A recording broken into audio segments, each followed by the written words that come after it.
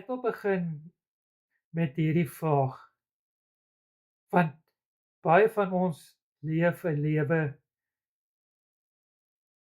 as mense wat voel ons het nie waarde nie, ons is nie betekenisvol nie, ons pas nie in nie.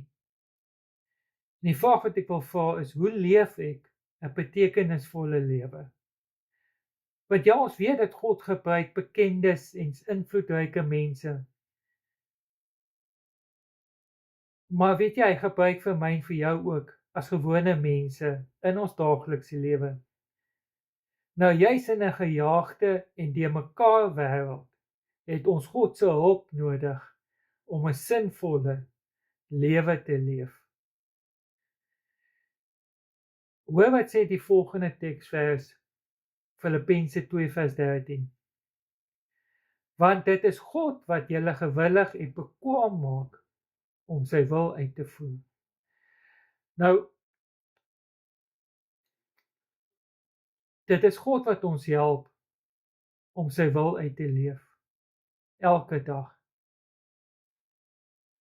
Selfs in die klein dingetjies help hy ons.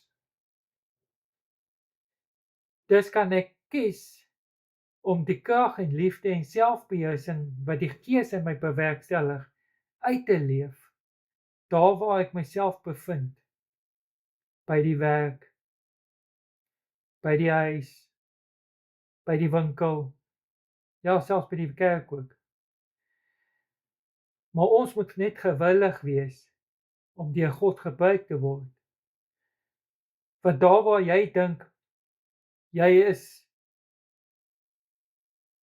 onbenullig, nie goed genoeg nie, is dit juist daar waar God jou wil gebruik, tussen gewone mense.